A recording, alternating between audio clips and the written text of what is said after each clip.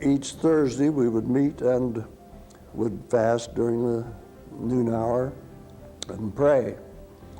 And was doing this for about 2 years that continually, I'd had to call to Africa, continually I kept praying that the Lord would open up the field that we should go to, open up the mission that we should go under.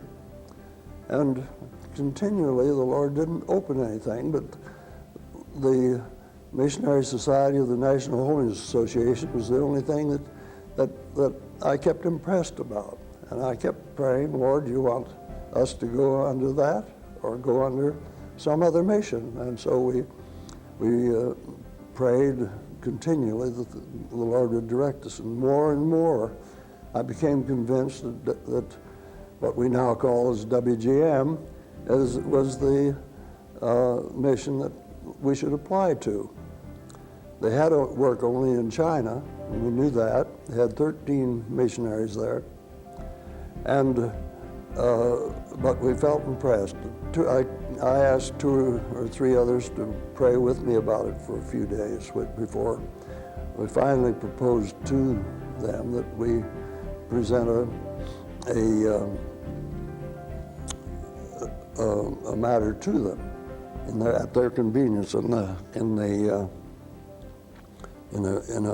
board meeting.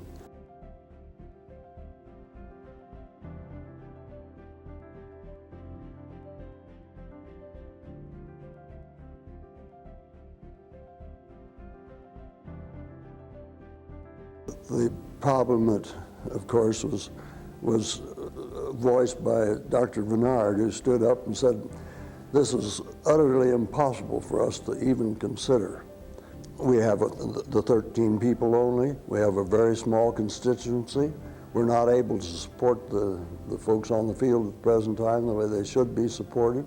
How can we open up a new field and consider sending missionaries out to another area when this situation exists? And she just sat down.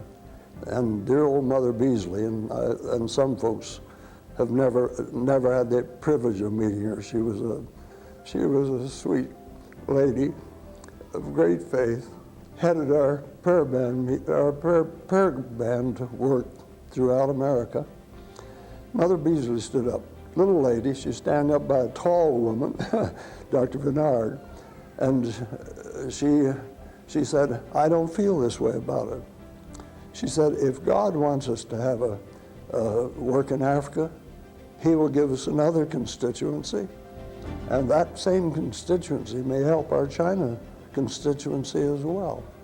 So we were excused, and the 2 men with me walked out toward the door and out the door, opened the door and went through the door.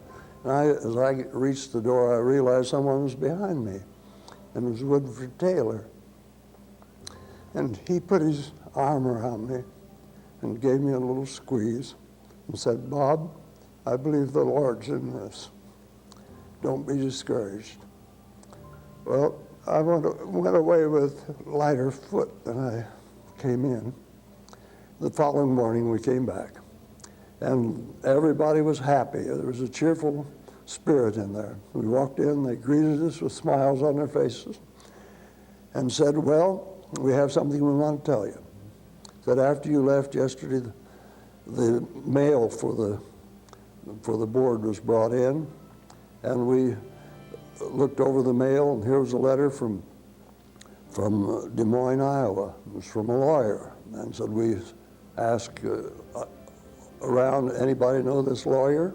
Nobody knew him. So they opened the letter, and here was a letter that he had addressed to the board, saying that he was completing the will of one of his clients, and that in the will he had stated if and when the Missionary Society of the National Holiness Association opened work in Kenya or in Africa, there was $5,000 in the will for it.